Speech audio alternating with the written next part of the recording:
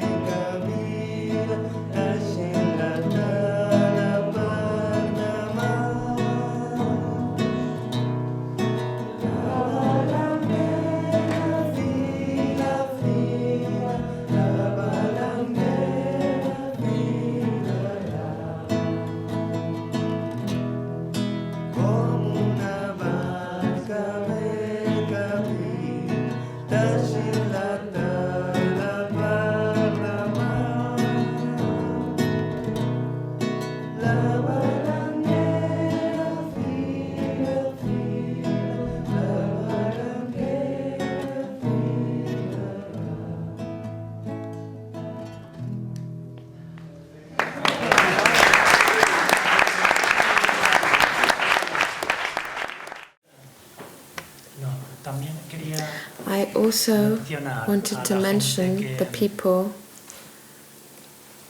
También quería mencionar a la gente que Want to mention que the no ha podido people venir, who have not been able to come, que los hemos invitado y who que have been por invited and who, diferentes for various motivos, reasons, al final no han could podido not llegar. make it. Finally, Uno de ellos es one Jerry of them Mander, is que Jerry le Mander, ha salido muy mal. who was really sorry not to make it. Pero bueno, ahora Estados Unidos But hay mucho movimiento y in the como él United decía, States there's a lot se of están movement abriendo right now, caminos there's a lot y happening, justo el there are momento many que ways being necesito opened, estar allí, and he estoy, needed to mi be corazón there. está con vosotros. He said, my heart is with you, but I need to be in the States working here right now. In the next months, we hope to have the opportunity to bring him. Carl Henry Robert, Also, Carl Henry que Roberts, donde va Satish va él, where Satish goes, he goes. y también le ha sabido muy And he mal was also de no very poder sorry venir. not to be able to Muy come. interesante, con He's a mucha very experiencia. interesting man with a lot of experience. Luego, el mes pasado estuvimos Last con month, Rob Hopkins, we were with Rob Hopkins allí en Londres. in London. Lo hemos convencido para We que have venga con convinced su him to familia en come tren with y en his barco, family by train and by en 2 boat meses. over 2 months. Rob Hopkins es el que... Rob Hopkins, bueno, tengo que decir que a I have to todos los say that invitados, all the guests cuando here les that we have mandamos la invited carta to de come to this invitación, gathering, when we sent them the les letter, mandamos lo que they nosotros en sent estos we momentos sent them consideramos what we es thought un at the extraordinario time ejemplo is an extraordinary de una buena example idea of a good idea para desarrollar en Mallorca. to develop in Mallorca. This good idea is transition cultures movement. The transition movement that he has created was started in a small town and now is in over 60 villages and towns in Britain, as Herbert knows very well. This movement. We spoke with him, we got some very interesting ideas and comments from him. We've spoken to his editor to suggest that we translate his book to Spanish. And we've also contacted with a few mayors from the island here to begin this movement, the Transition Towns movement. Basically saying, let's get ready now for what's coming. Let's go from depending on fossil fuels completely. Those 1,000 things we have at home are all made from oil. So we have to move on from this dependency into local answers. And of course, those local answers need to come by the union, the coming together of the community, and we have to do it now. It's better to do it now rather than wait for 3 years or 4 years, which is more or less is the time that we think Palma Airport will be closed by.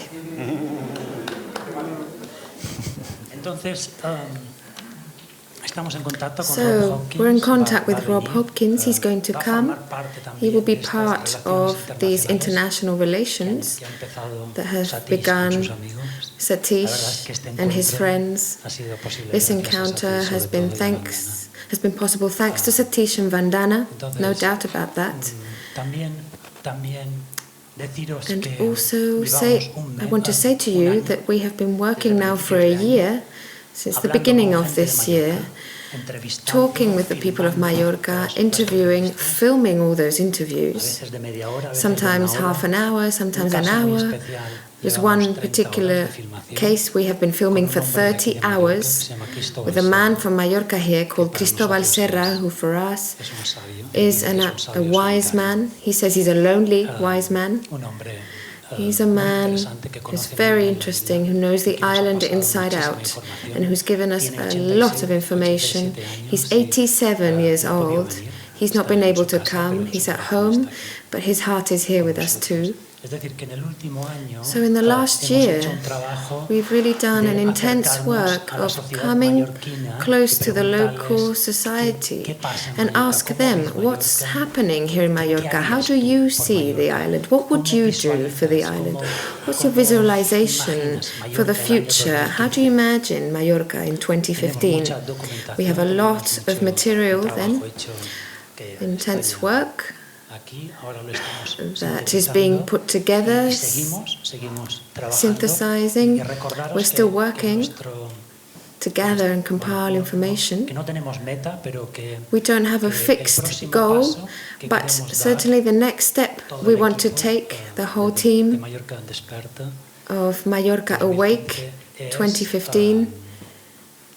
llevar a la The next step práctica is to esta take visión into practice que se está this creando desde hace vision, un año, put it into practice, con a los- vision that has been con developed over the la last gente year con with the la gente con people sentido común who have local common y sense, con local toda common esta sense, extraordinaria gente and with all this de- extraordinary people de todo el mundo, ¿no? from around the world. Y yo personalmente me gustaría mucho que I mañana would que personally ellos pudieran like contarnos them su- to que se tell hablara un us, poco de Mallorca y you, que the nos- speakers, que to nos tell contaran us realmente sus experiencias. your experiences. Ahí, Forget a little porque bit about todos ellos Mallorca and realmente talk llevan about un your bagaje, experiences that have been de so acción, productive because you have que es such lo que a nosotros, history of activism realmente and buscamos, specific porque lo que actions, nos which va is a what we inspirar need para to encontrar, inspire ourselves, to las find mejores soluciones. the Y best estas mejores solutions. soluciones, las vamos a poner en These internet, solutions en un will mapa be de put futuro, online en un mapa on a virtual, future que la map, gente a virtual pueda map ver. that people Yo can estoy seguro que access. Herbert Girardet, que lleva I'm sure that Herbert 18 Girardet, años who's been for 18 diseñando years designing ecociudades, eco-cities, ecobarrios, con una experiencia eco-neighborhoods with a extraordinaria, huge con experience, un trabajo interesantísimo, with por ejemplo, very en Adelaida, interesting work. en Australia. For example, in Vamos a ir Adelaide, allí, Australia, si es we're going to necesario, go vamos a there if conocer necessary. qué están We'll haciendo, go there and y see todo what they're esto doing, lo vamos a traer and we will bring this, lo vamos a traer aquí a Mallorca, bring it lo here vamos to a enseñar Mallorca, en internet, a todos teach los medios it de comunicación. online Si tenemos to que all the hacer local media. reuniones de trabajo en cada pueblo, If en we cada have to do comunidad, work meetings lo in every vamos a hacer. village and community, we will do this. Y en To bring these definitiva, ideas to them, estimular a la gente para to que stimulate the esta people iniciativa so la that this hagan todos. initiative is Esto no taken es on by una everyone. iniciativa This que is vamos a not hacer an nosotros. initiative that we are going to La do, vamos a hacer entre this todos. group. We're going to do La it va a hacer between toda us all. Mallorca. Por esto, The whole uno of de nuestros Mallorca lemas is going to do this. This todo is why está one por of our hacer, themes is todo es everything is posible. yet to be ¿Quién done, sino everything is todos? possible. Cada uno de Who nosotros but everyone? tiene que Each and every one of us aportar. Los que has están to aquí y todos los que no contribute, están aquí. those who are Es decir, here and those who are not cuando here. en Internet o en los medios de So comunicación if when vean on internet las buenas ideas, las and the buenas ideas media tienen una see energía good especial que ideas, no necesitas good ideas have a convencer, special ellas energy. You solas don't need convencen. to push them or Entonces, convince them. simplemente yo They creo by que es una themselves cuestión de tiempo, convince. de So I think trabajo it's y a de question of compromiso. time, Gracias. commitment and work. Thank you.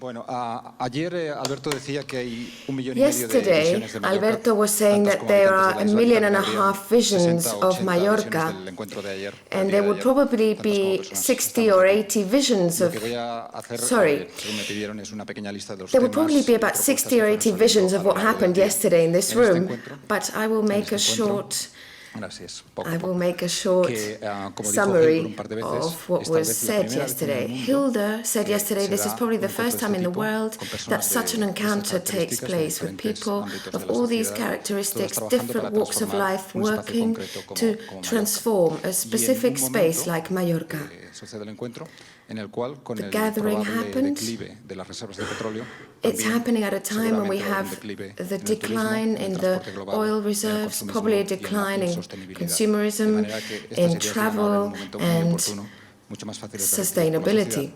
que hace So 5 o this 10 comes at a años. very good time for Temas que society, fueron much sucediendo. better than a A few nivel years de ago. energía, It's a la key posibilidad de moment. aprovechar la energía mínima Different subjects we hidráulica, talked dadas about. las condiciones Energy, orográficas de the Mallorca, possibility que por una of parte using podría alimentar hydroelectric coches energy, eléctricos, micro y por otra parte hydroelectric este agua energy. podría utilizarse para irrigación Water could de be los cultivos used de for la isla. irrigation as well. También reaprovechar So los to use molinos better the tradicionales rainwater, y adaptarlos to a la producción de reuse the energía old eléctrica. windmills to make Naturalmente, electricity. también la energía solar. Also, of course, A nivel solar de educación, energy. diferentes propuestas On para educational introducir la level, different educación para la proposals to sostenibilidad, introduce tanto para sustainability niños de 2 education años, to como para children, small adolescentes, como kids, para adolescents and adultos, la línea de la adults, educación para los, and following the las line ecoaldeas, of que ponía eco-village ejemplos. education programs that Hilda was suggesting.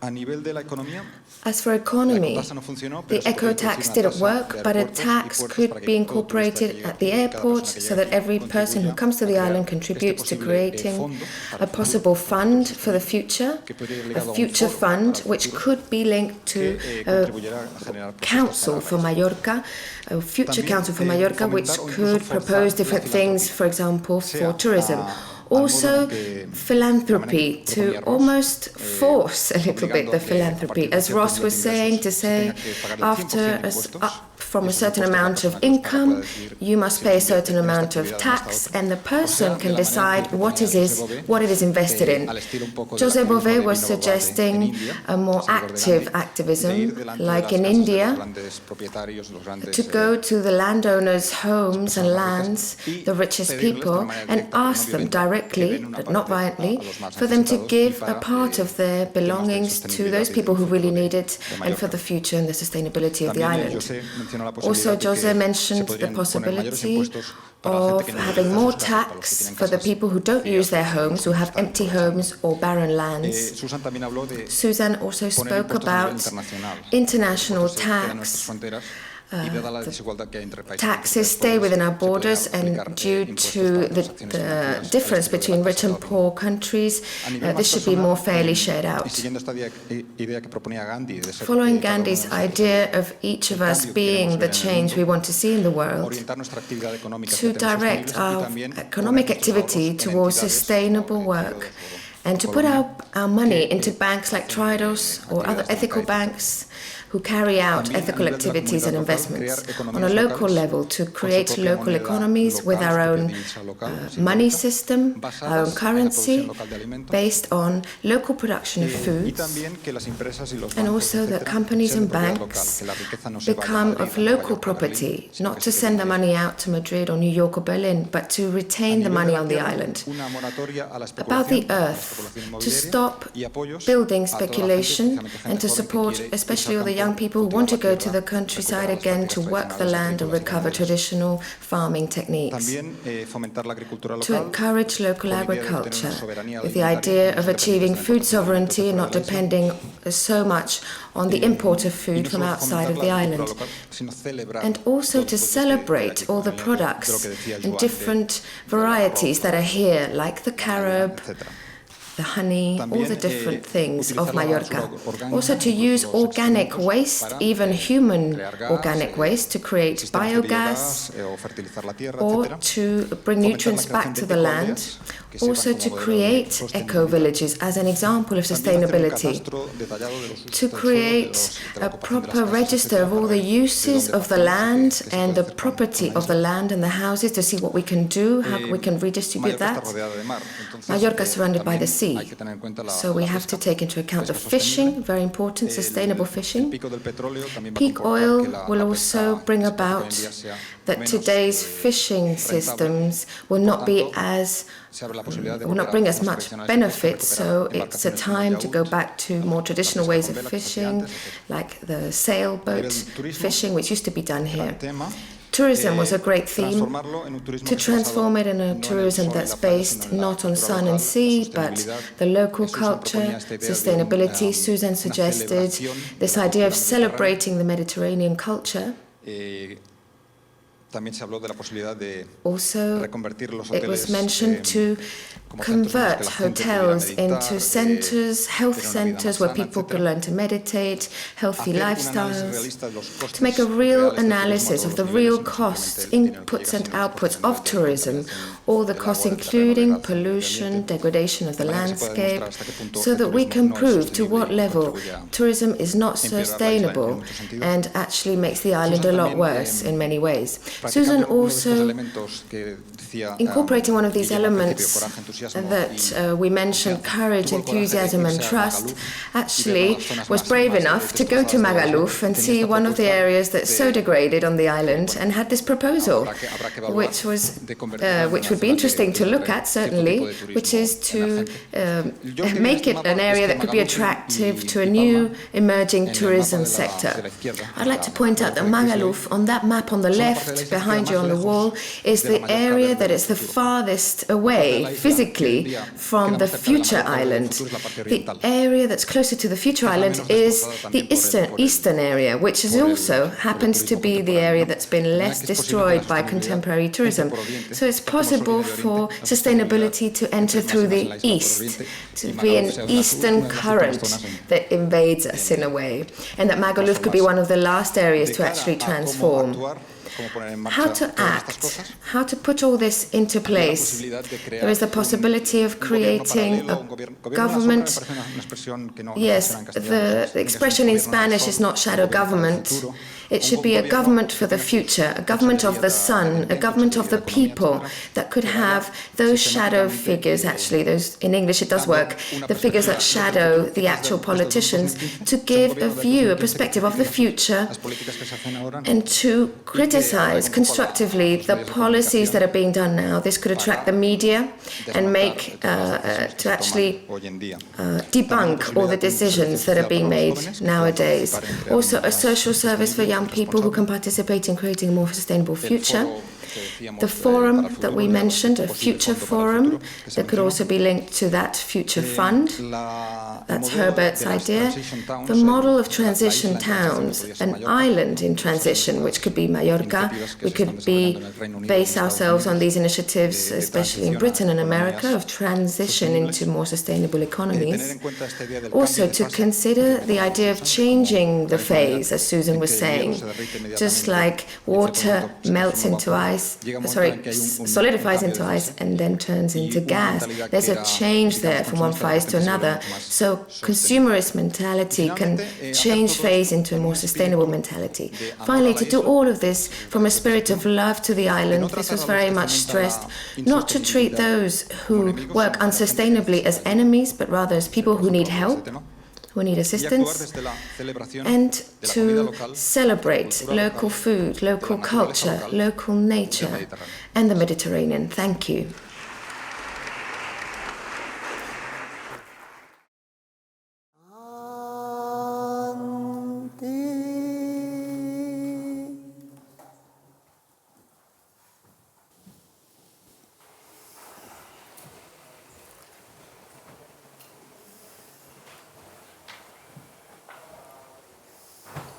Thank you, and thank you for returning back. And some of you said to me, I was coming only for one day, but the discussions and gathering was so inspiring that I decided to come again. So that's wonderful news. This morning, we have two ways of working. Not only this morning, but this day, we have two ways of working. Before lunch, we will have, like yesterday, plenary session, and after lunch, we are going to break into smaller groups.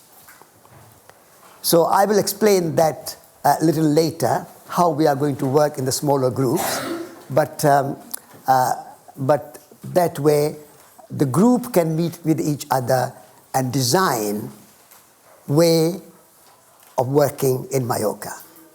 There will be two tasks for those small groups. One will be where we want to get, like Jose said. We need to know where we are going before we can make strategy. So that's Josie's very good suggestion. So the group will work their vision, their objects, their dream, their destination. Where do you want to get by 2015 in Mallorca? And not stop there, how to get there. So that I'll explain further later. This morning, before we start, Jody is going to summarize, so that we don't forget what we did yesterday, briefly, what main points of discussions were yesterday. And after Jody has summarized, we will go back. And now we have Vandana today with us, which is very great pleasure and great delight. And Vandana has been an inspiration for this meeting. And Vandana and I have been working together and coming to Mallorca as guests of Mallorcans for last many years and developing ideas. And out of those ideas, this meeting has emerged. So Vandana is a very great inspiration and a kind of most important person for this meeting. And so we are delighted that she is with us today. Yesterday she could not be with us because, as I explained to you yesterday, she was launching a very important book. She has written a new book called Soil, Not Oil. Soil, Not Oil. That's the title of the book. You haven't got a copy here with you. No, it doesn't matter. I'll show you the book, and you can order it from Amazon.com or somewhere else, order through your bookshops, because we don't have copies here. But Vandana has been champion of this holistic, ecological, sustainable movement around the world. And for many, many years, and she is the most tireless worker and a kind of campaigner that I have ever met. She's my great friend, and she's a great inspiration, because I don't know how she manages. She got up this morning 2 a.m. to get here. So that's wonderful. So I hope we won't tire you too much, but it's a great inspiration. And she's written many books. She was educated as a scientist, but she said, I'm not going to work in a kind of dry laboratory research. I'm going to do real research and real work of science in the society. And so she's left her nuclear physicist work behind and became a real scientist in the society. And she has been organizing great movement in India of agriculture, of organic farming, of small farmers defending their rights, women farmers, many, many things. So it's very difficult to really summarize what Vandana has achieved. And as she speaks, you will know more. I have asked her to tell us a little bit more about her own movement and her work, how she did it, her own life story, so that her examples can be inspiration to Mallorcans. So we'll start with Vandana. Is it all right? Yeah, we'll start with Vandana, and then I'll ask our other panelists to also tell us their experiences, their stories, what they have done in their lives, which will inspire, which can be an example. You don't have to copy what they have done. They have done in their situation. We Mallorcans have to do, and I say we, I feel identified with Mallorca. So we Mallorcans have to do in our own way. You have to do in your way. But these examples can be inspiration. So this is why I have invited and asked our speakers to tell us the stories, whatever their experiences have been, actual stories of inspiration. So we'll begin with Vandana, and great pleasure to have you, Vandana, here. You can speak sitting as you like, you don't have to stand. Do you know, all of you know songs that you can sing together? What are they? Is there such a thing as a national anthem of Mallorca? You know, that kind of thing. So can you sing the national anthem? If there is one, please. We want the spirit of this wonderful island.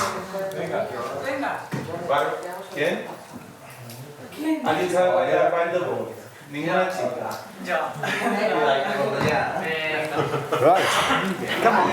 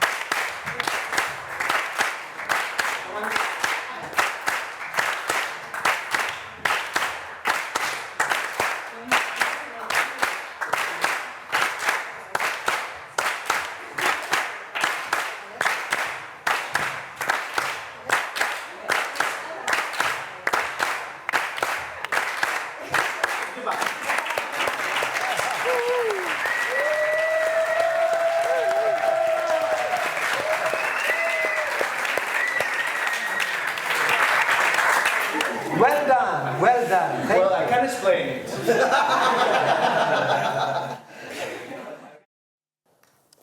First, thank you to Satish and to Guillermo and the group in Mallorca, and apologies for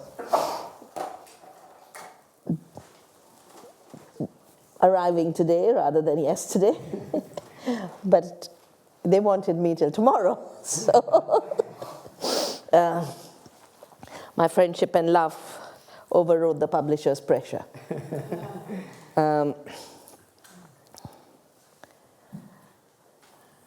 I think the interesting point about this gathering, about another future for Mallorca, is it's taking place at a time where another future will happen anyway.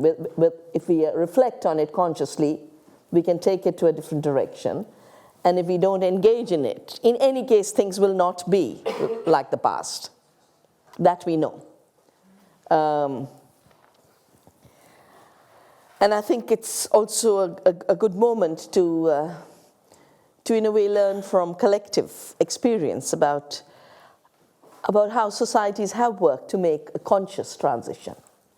Like I said, the transition is happening, but it's being driven at this point to keep alive the system that's collapsing for a few days more. That's exactly what happened with the bailouts, and nothing worked.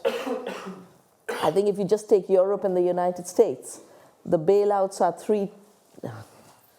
three times the aid budget. Yeah? And it's just to a few banks. Yeah. Because the aid budget's about 50 billion. And 20 times. 50 billion for aid, and it's about 2 trillion. Yeah, it's much less. oh, already? It's 20 times. 20 The aid times. budget is just peanuts. Peanuts.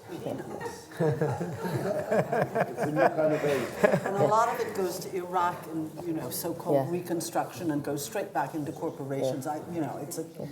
It's peanuts. What really gets to the people who need it is peanuts. And it's still not working. That's the point. right. It's still not working to do the job that was meant to do. So I'll just share very briefly the transitions I have been part of that have worked over the last 35 years for us in India. The first was a movement started by women in my region. I come from the mountains in the Himalaya. And women just started to get together and say that their forests were not commercial timber. Their forests were living sacred groves that sustain their lives. And just started to gather in the forests with a call that they would hug the trees and be killed rather than let the trees be killed. That the axe would have to get them first. And this continued starting from 72 up to 81. And I was active in it from 74 to 81. The movement got its name from hugging, from embracing, and was called Chipko, which is the Hindi word for hugging. Now, when the movement started, it was, one village at a time. But both by word of mouth, as well as, I think one of my early gifts was a camera, so that images could be taken to transmit it further and faster and get it to the press and get it to the media, because this was happening in remote villages. From 72 to 78, the movement was ridiculed about being stupid. It was blocking revenue, it was blocking growth, it was blocking everything that's supposed to be good. And then we had a flood. We had an entire mountain slip into the river Ganges. And we had a flood because when this mountain created a large lake, and then the lake burst, the floods went all the way to Calcutta. Now the slogan the women had created all by themselves was, the forests are not about timber and revenue and raisin. They're about soil and water and pure air. So initially they were laughed at for the soil and water. They continue to be laughed at for the air bit. But now with climate change, the forests as being a very important source of being a sink and cleaning up the pollution. It's in all the negotiations of the climate change. That flood woke up the government, because the damages caused, the damages of the floods was way beyond what the revenues were. And a switch took place, what we call the tipping point. The flood was the tipping point. And it was now recognized that what the women were saying were right. The first function of these forests was to protect the mountains and the water and the soil. And that was, of course, an ecological function. It was a function for nature, but it had economic consequences. And to ignore its economic consequences meant that eventually society paid more. A few timber merchants who at that time, because my father was a forest conservator, so we knew who these timber mafias were. They were a handful of people, and they ran and controlled the government. And no one imagined that they could ever be stopped. But in 1981, they were stopped. We got a logging ban. Because I think besides the sustained action, the whole issue was these actions at the grassroots, we converted into policy directive all the time, taking it back to say, this is how the forest should be managed. This is what their function is. This is what the economic benefits are. The next time around, we stopped mining in my valley. And again, it was similar. This was limestone mining. Limestone is where water is held. Rainwater is captured in limestone belts. And this is where streams start from. But for industry, it was just a mineral. It was not a water source. It was just a mineral to be extracted. But every bit of mineral extraction meant less water. More floods, again, more erosion, more droughts, everything caught up. In 1983, it was a combination of research that we did, a movement building of direct action like Chipko, but this time they hugged the mountains rather than the trees, and legal action. We stopped the mines. And the legal action led to a very, very eminent sort of court decision, which basically said that when commerce comes in, starts to destroy life support systems like water, then commerce must stop because life has to carry on. And it set a huge precedence that commerce had to be subservient to ecological sustainability of ecosystems. I think the other big sort of transition we have achieved, and I think we're going to be able to move even faster on this now, is the transition we started when I started to build the movement for seed saving in India. Largely by anticipating what the corporate agenda was. The corporate agenda was to own and control all seed in the world. And they're moving very fast on that. But The agenda was by the turn of the century, 5 companies control all seed, have the patents on all life, and no small peasants are left in the world. It's, of course, not the case that the corporations have been stopped totally, but I think we have managed to do 3 things in these 20 years. The first is we have we've put on the agenda the fact that diversity is not something that can be pushed to extinction. It's the bridge to the future. And exactly like in the summary for Mallorca is being said, the unique diversity of this island is the bridge to the future. When you don't have the oil and you don't have subsidized food traveling long distance and you don't have any of the false economy that is crumbling right now. So first we put biodiversity as something to be defended for the future. The second, I think we've achieved quite a bit, and I think we just need a little more push on this. And again, Gandhi comes in as an inspiration. The idea that everything can be privatized, I think we've questioned it, that life forms, seeds, are not patentable because they're not an invention. And I want to share with you all the fact that, over these last 2-3 years with the intensification of climate change, we started to create community seed banks of what I call climate resilient seeds, seeds that can tolerate intense drought. For example, most of the crops of this island would be drought-tolerant varieties. In our region, it's not just drought, we also have tremendous floods. Bihar was totally drowned in floods. And we have cyclones. And the cyclones mean sea waves come onto the land, like in the tsunami, and deposit salt on the land, so you need varieties that can tolerate salt. So we had created seed banks of salt-tolerant, flood-tolerant, and drought-tolerant varieties. The drought-tolerant varieties have been used to rejuvenate a region after a 4-year drought. They have no rain for 4 years. And it's only these crops that survived. After the tsunami, we distributed the salt-tolerant varieties, and we've been distributing them along the coast of the eastern coast of India that gets the brunt of the cyclones. We actually wanted to carry them to Burma, but Burma didn't allow a distribution. The regime there just didn't allow an entry. But we were ready with 2 trucks of salt-tolerant seeds, because there too this cyclone Nargis has devastated the land with salt.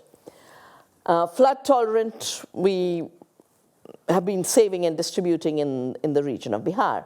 I'm telling the story because now the same companies that have brought us genetically engineered crops are patenting climate-resilient crops. And they have 530 patents.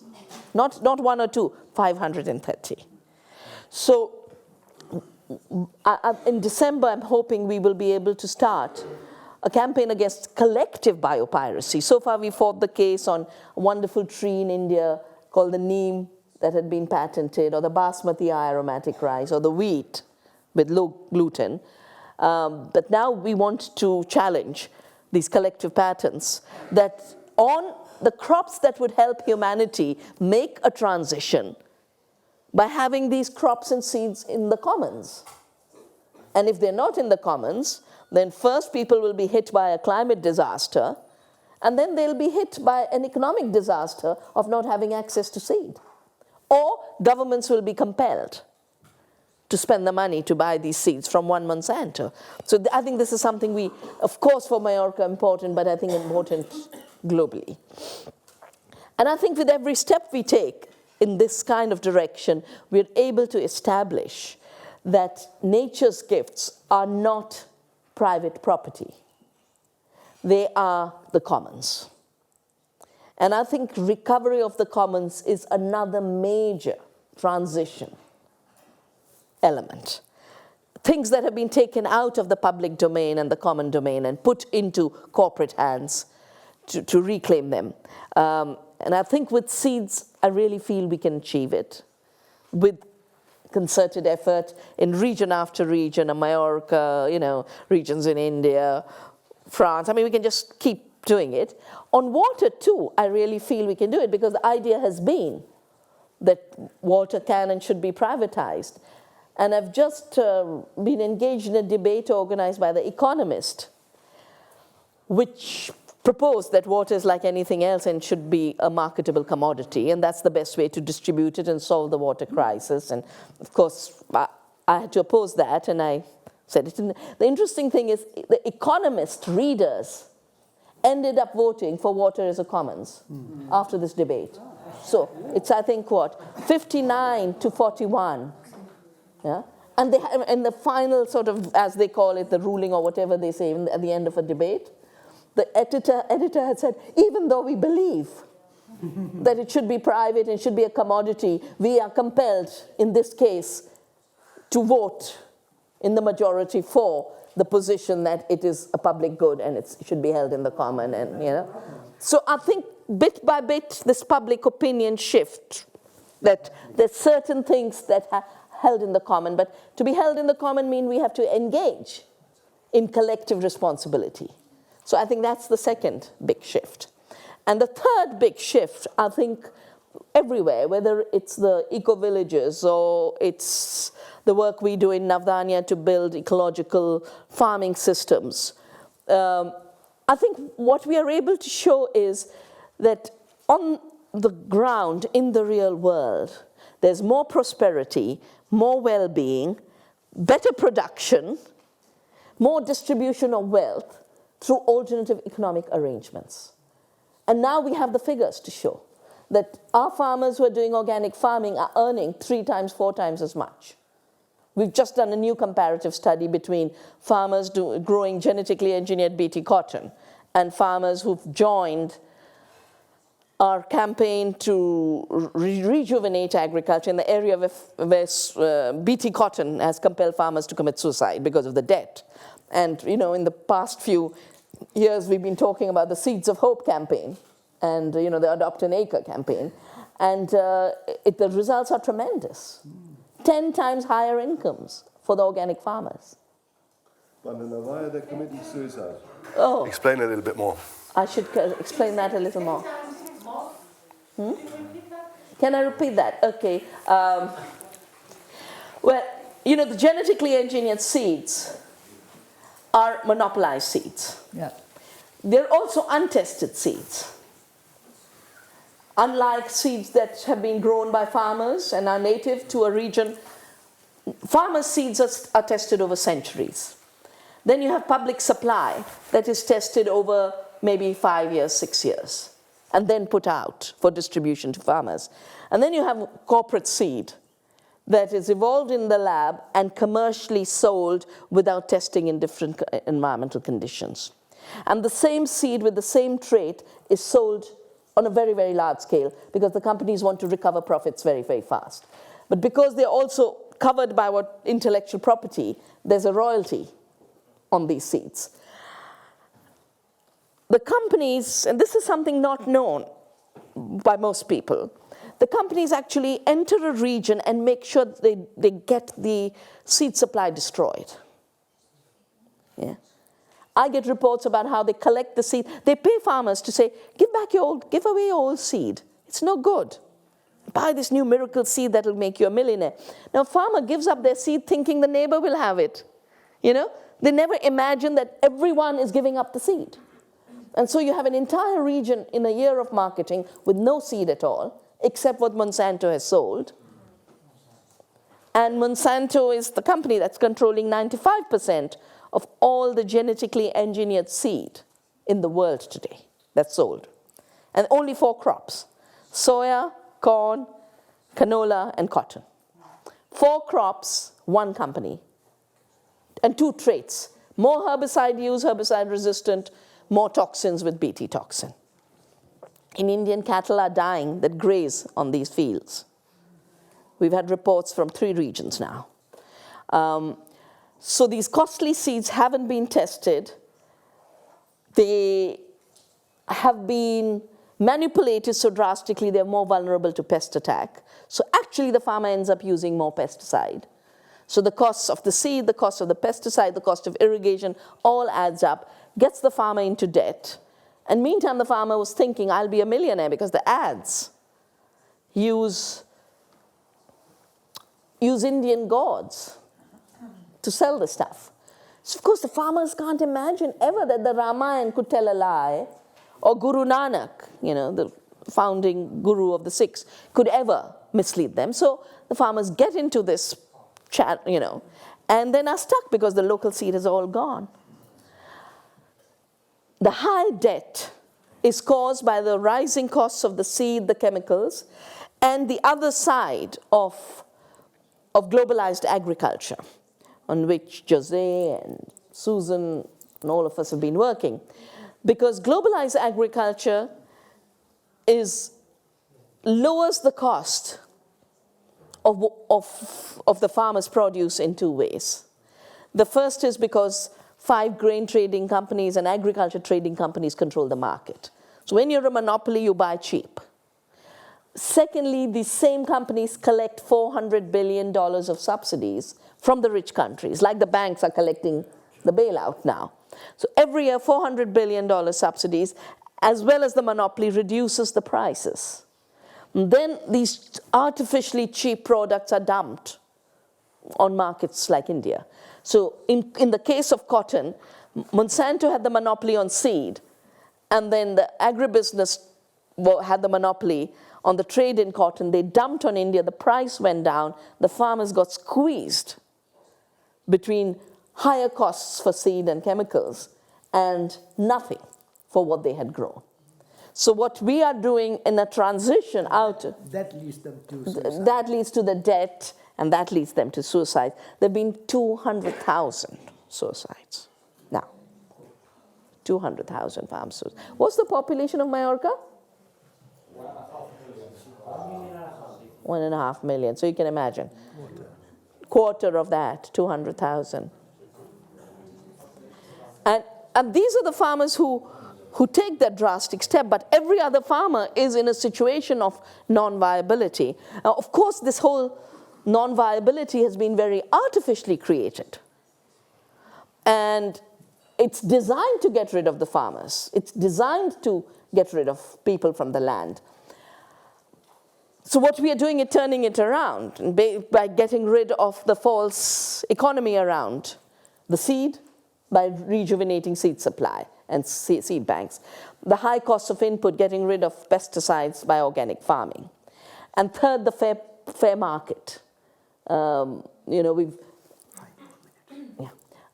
fair market by making sure the farmer gets a just price, because right now in every agricultural produce, the farmers are getting less than what they have spent on production.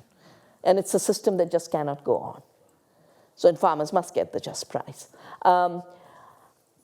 I think this issue of people on the land, I think, will be the most important issue, most important challenge. For countries like ours, the challenge will be, how do we keep the people on the land? How do we remove these layers of injustice? And I think in other parts of the world where people have been removed from the land, how do you repopulate the countryside? And that transition, I really feel, is the biggest challenge. I just want to mention one of the biggest victories in recent times in India has been the victory of peasants against an automobile factory. You must have all heard of the little car called the nano car. It was going to be the cheapest in the world. Well, the peasants just stuck their ground, And when even yesterday they were questioned, they said, oh, you're fighting against progress. And the reply was, no, we are just fighting for the soil and the people. And when said in Bengali, it sounds much nicer, because it's Mati and Manush. Mati and Manush. Manush is people, human beings, and Mati is the soil. And if the car is going to destroy the soil, and it's going to destroy our land, it's going to destroy our livelihoods, we have to fight it. And they stopped this factory. The nano factory has been stopped. I mean, it's an amazing transition being made before the automobile industry has collapsed. It will collapse anyway, but to shut down a factory before it has collapsed. I think for Mallorca, let me just say in conclusion, the link to all of this, that all the things we've been doing in India, I think the massive link is a huge, this island's infrastructure has been built assuming mass tourism, including all the employment. And for various reasons which have been discussed yesterday, mass tourism cannot go on in the way it's going, and in any way it's not the best way for the island to organize its natural wealth and its human creativity. I think one of the things we need to be working at is, before collapses happen, anticipating the closure, for example, of tourism, and finding ways for those who have been involved in what they call the service industry to get relinked to employment of the land. And the employment of the land is, of course, agriculture, it's, of course, crafts, it's the lovely shoes that Guillermo is making us all wear. It's limitless. The potentials are limitless in terms of opportunities beyond holding a tray for a tourist. I mean, it's like the whole world's only employment is for the rich to be in the stock market. That's over. And look at the numbers who've been laid off there. And for the rest, holding a tray and serving some tourist for a while. In Rajasthan this year, because of the collapse of Europe, tourism has collapsed 25% in 1 year. 25% less visitors. So obviously all the farmers who were put off the land and then became waiters, the option is to go back to the land. Yeah? So, but of course we'll have to think all this through very, very creatively and constructively, because if we don't, then we know it's exactly in these times that fear overtakes. And fear becomes the ground for fascism, nothing less. Thank you.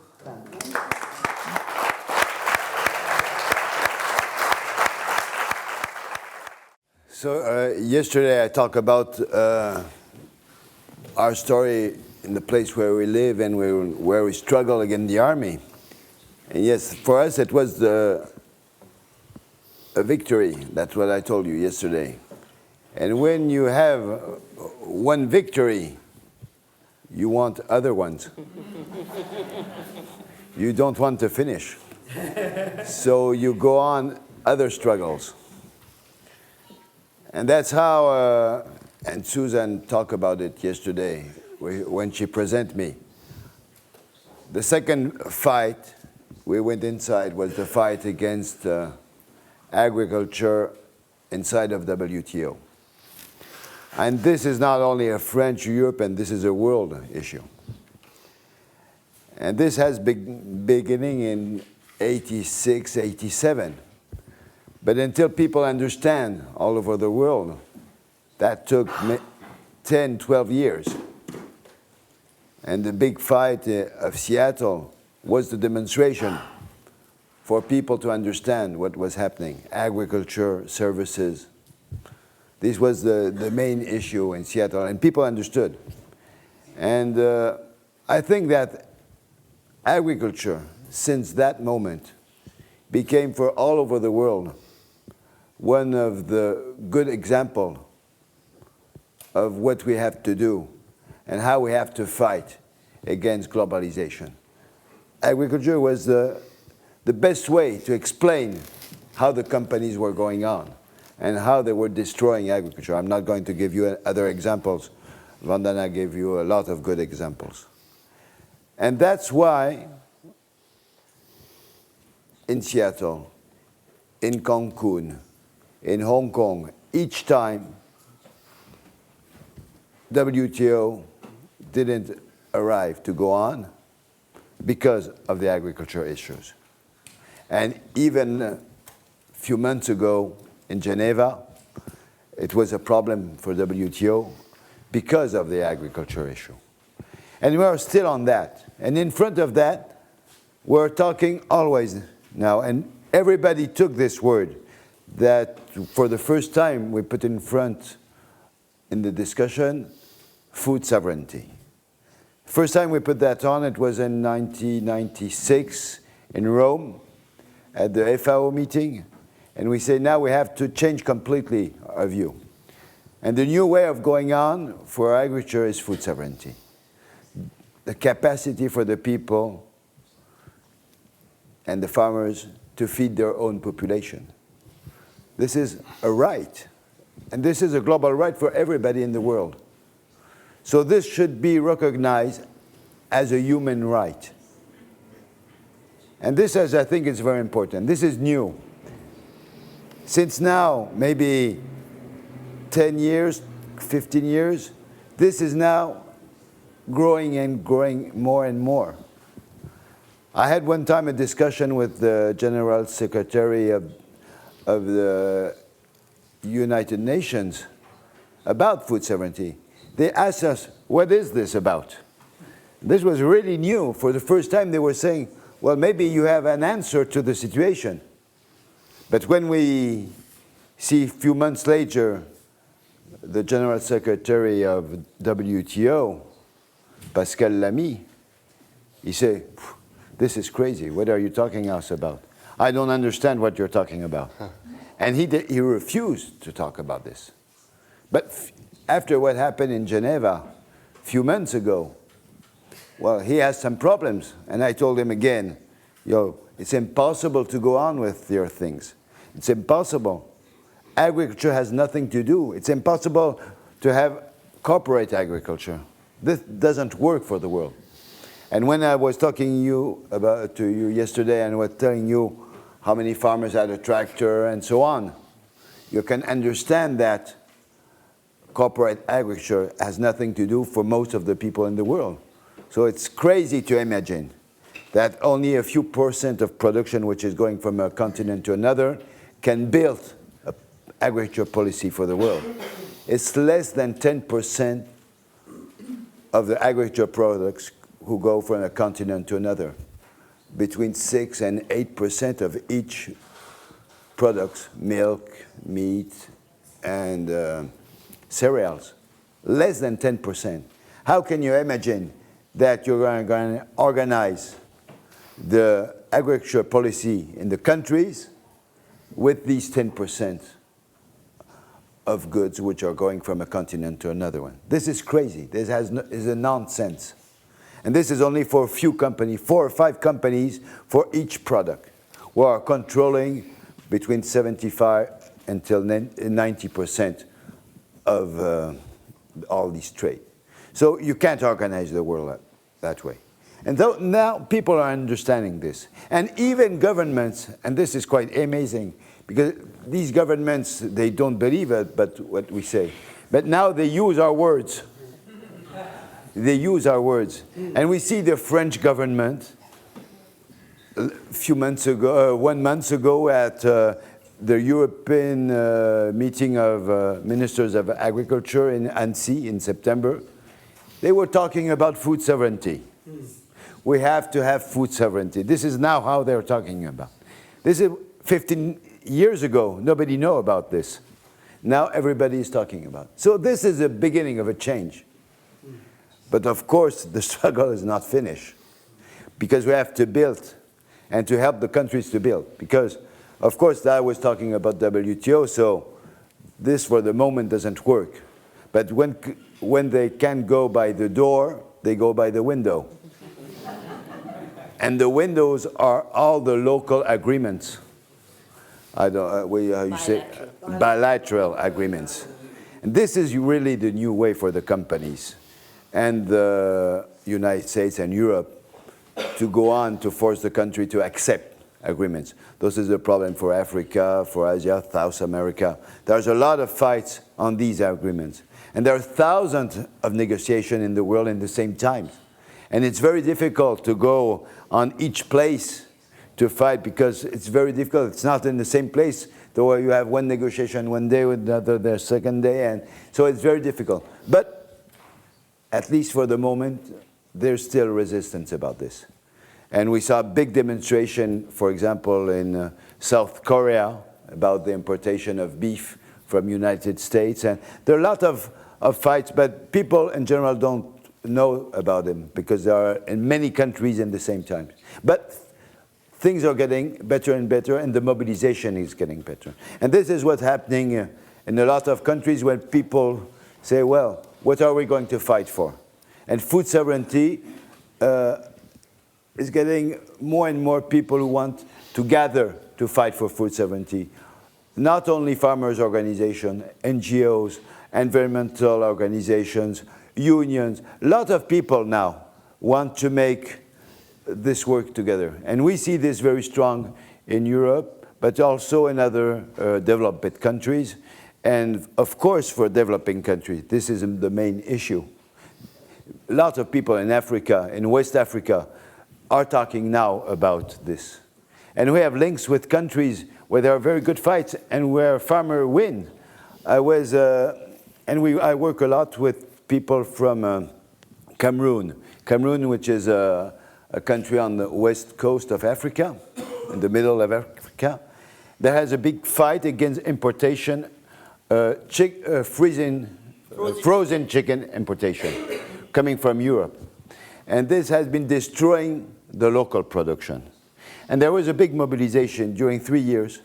Farmers, consumers, people working on the market, and they built together a mobilization. And after 3 years, they changed. People boycott this frozen chicken, which was cheaper than the local one. But people stopped to buy it. And the government has to accept the fact that now we have to support local chicken. And we made a demonstration in the city of Yaoundé. It was the first demonstration since years because it's a dictator, this country. It's a very bad president, but he has to accept the reality of the city. And this was frozen chicken imported with a lot of subsidies for the European companies, and the biggest one, which is a French company, which is Doux. And this company now has problem, of course, but they decided now to change their way of going on. And now instead of exporting from Europe, they decided to build new factories in developing countries or in emerging countries, how they say now. And so now most of their factories are in Brazil and in Thailand. And now they export inside to Europe with subsidies to export because they are growing their chicken in developing countries. So they have subsidies to export again in France. But these are French companies. This is quite an interesting thing. So this was a good fight, for example, in Cameroon. And we can have a lot of examples like this. So this is, for us, this fight still goes on. And in each area, that's what I was saying yesterday, about what we can do with agriculture, how we can, how we have to build an agriculture project for this island. If we say food sovereignty that doesn't mean that you have to be an autarcic, because it's not possible, I think, to feed all the population here. But food sovereignty, that means that you want to control what you produce what you can, and control what you import. And if you produce it here, you don't have to import it. And if you import things, the companies who import have to pay a lot of tax because this product has to be higher. If you have oranges here and you import oranges from Morocco or South Africa, they have to be so expensive that nobody buys them. And I saw this in a lot of countries where people try to do this. So it's difficult. Inside of a country, maybe you can try to do it, but it's going to be difficult. That means that the politician needs to have to be very strong to do this. But if there's a social movement with consumers to boycott these goods, this is possible. And the third thing, but we'll discuss about this after, same thing, I talked about it yesterday, about seeds. And I think this is really important. there's a book which was called Reclaim Commons. We are in this fight now. Seeds is common for everybody. And the right to use the seed should be recognized as fundamental. And this is a struggle we are going on in France now. And the problem, and maybe we have enough time now, but we can discuss this after, there's now another way of controlling. For the big companies as Monsanto, the first thing is patent. But in patent. But now, in Europe, we have a new way of patent, which are the certifications. And this is very dangerous too, because they don't have to say, when you certify a seed, you don't have to say where you take the seed. And you could also, with the new biotechnological way, make other business, which are what we call clandestine GMOs, because these are not real GMOs as we had the one by the pesticide GMOs, but they are another way for sterilizing the seeds. And this is getting also a big fight, not only for cereals, but also for vegetables. And we have to be very strong also on this fight. Thank you. Thank you. Thank you.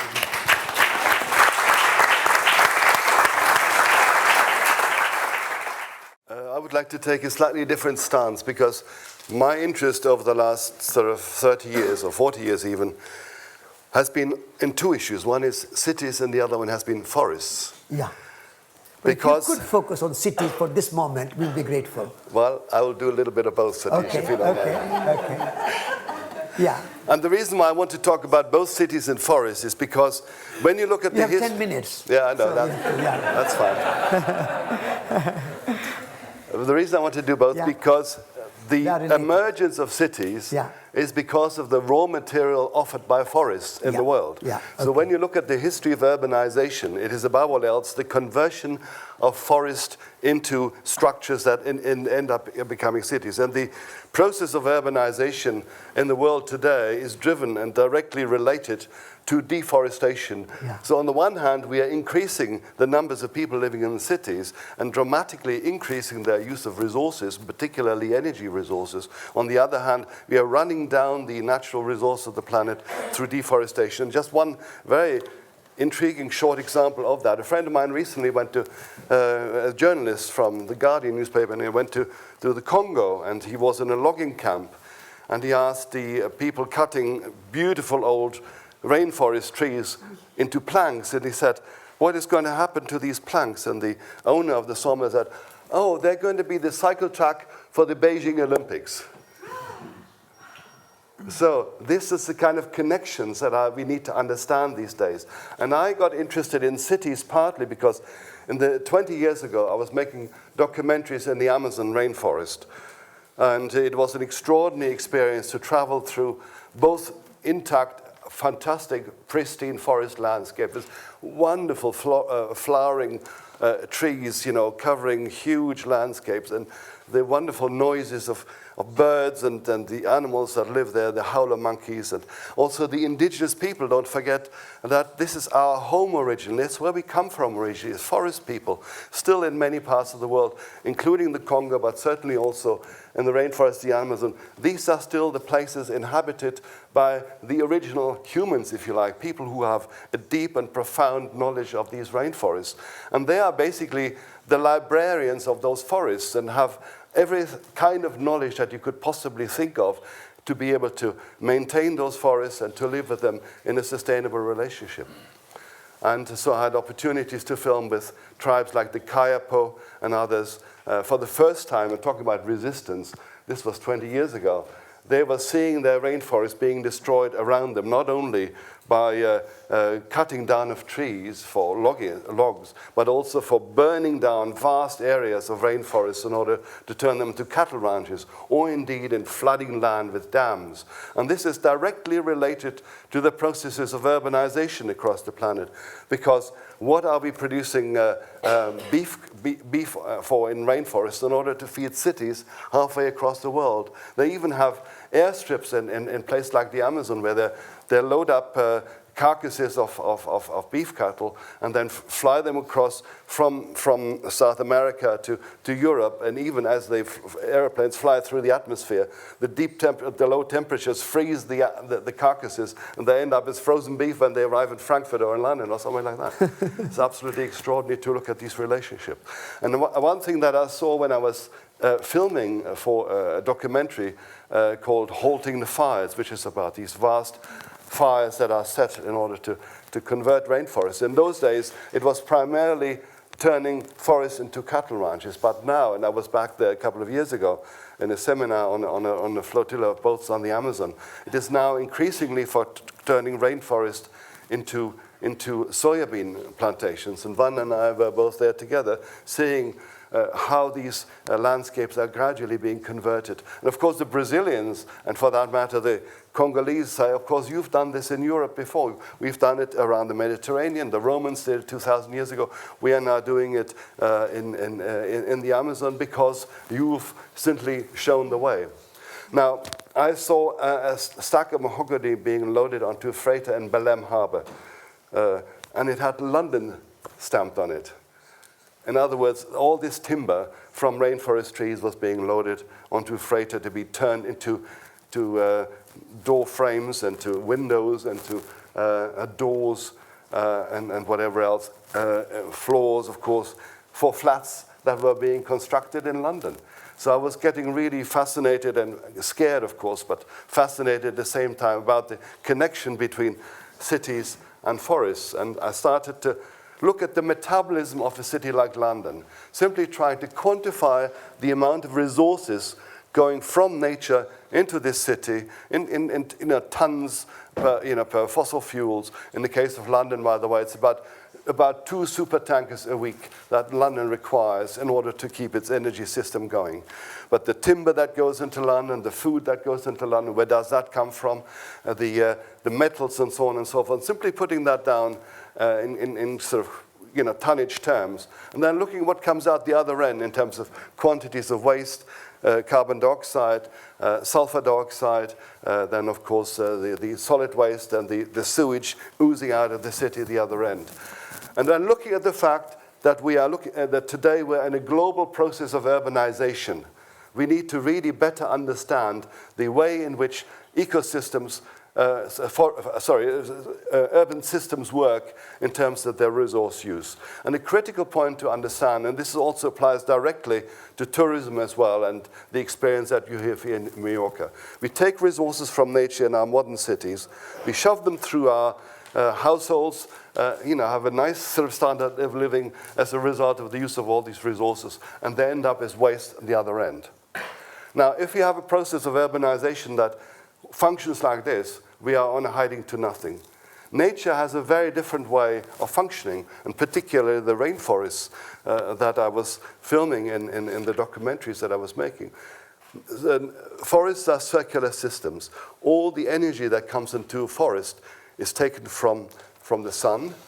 And then, of course, rain is activated also through the sun and the cloud formations and so on. And all the waste products of a forest, in particular, the leaves fall into the ground and become the basis for new life. Now, if we are serious about creating an urbanizing world, we better learn from the way forest ecosystems and natural ecosystems work. Because if we are going to continue with this process of urbanization, and now half the world's people live in cities, and in Europe and in America and South America too, about 80% of people living in cities, all living in these utterly unsustainable urban systems. So it is absolutely critically important to reconfigure, given the fact that cities are there. Can't simply wish them away. London was built on the back of colonialization and the Industrial Revolution. Now it is a fact of life. Billions have been invested in houses, in infrastructure, in roads and so on. So you can't simply wish London or New York or Sao Paulo or Rio de Janeiro or Calcutta away. They are now a fact of life, and we have to look at them from the point of view of how we can reconfigure the way they work.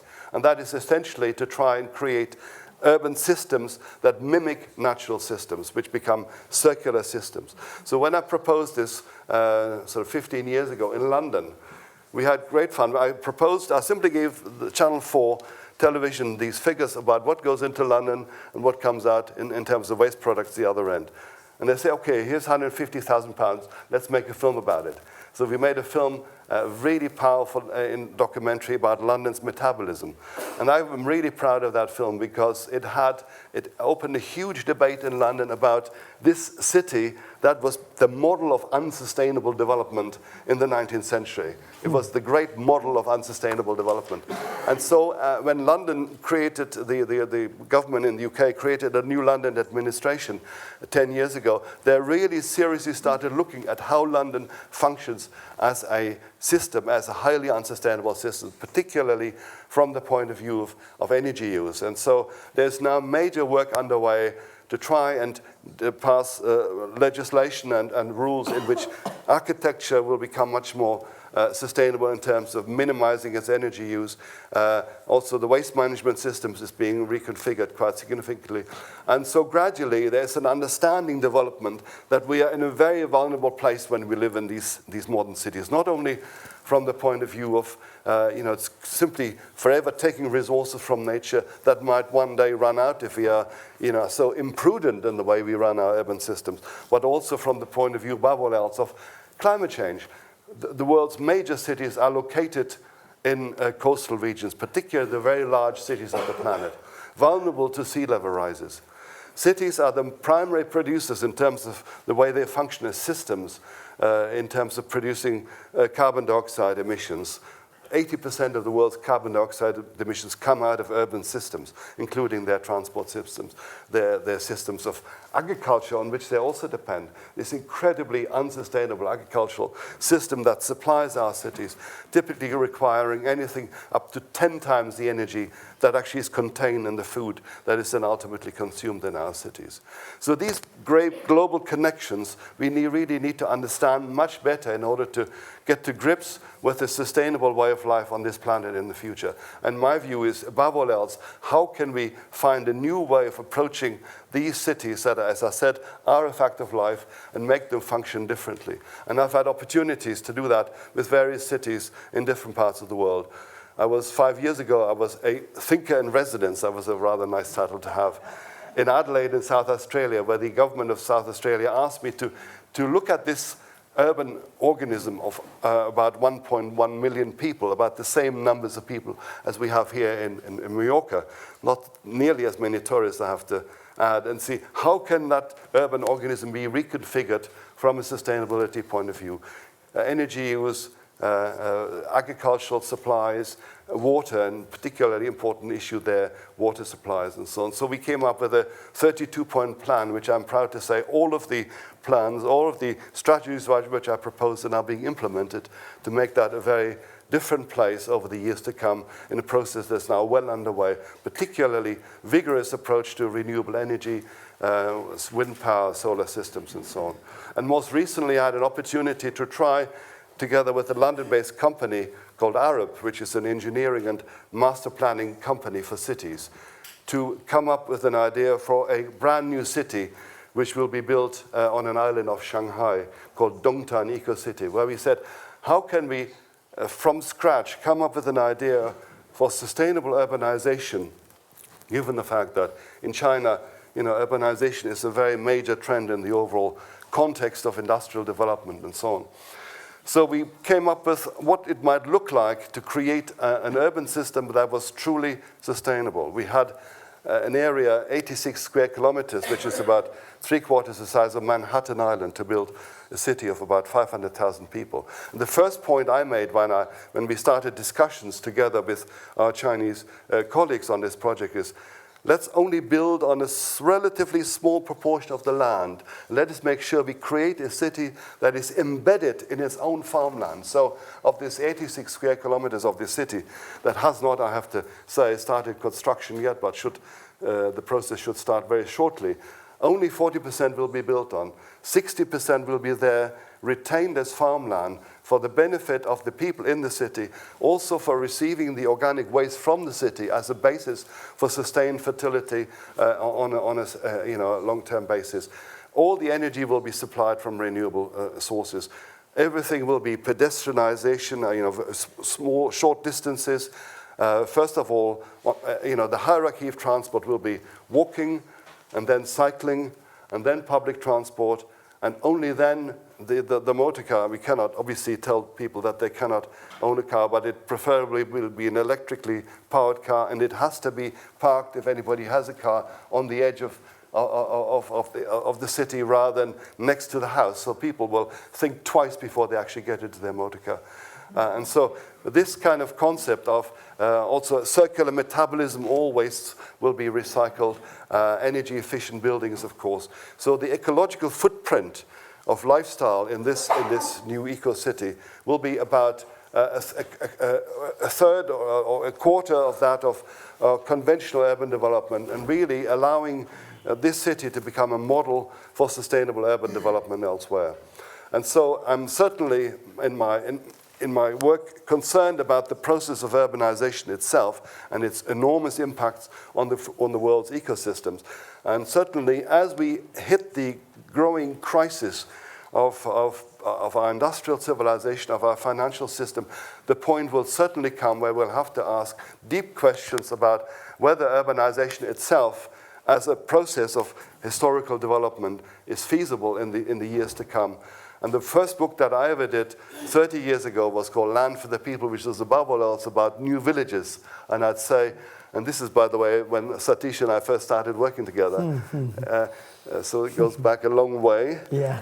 73. So I'm going to also produce a new edition of that book in years to come, because I think in a highly urbanized and industrialized country like Britain, or for that matter Germany, ultimately the imbalance between city and country needs to be rectified, and we need to think again about how many people and how few people actually still working the land. In Britain, it's only 1.5% of the entire population still working the land, with huge tractors, huge combine harvesters, huge input of fossil fuel energy. That cannot continue in the long term. The critical issue of healthy soils, and Vandana has written a wonderful book called Soil, Not Oil. I fully share that view about how we need to rebalance our relationship, not only between cities and forests, but also cities and farmland, in a sustainable relationship that must be inevitable if we have any wish to live on this planet in the future. Thank you. Thank you.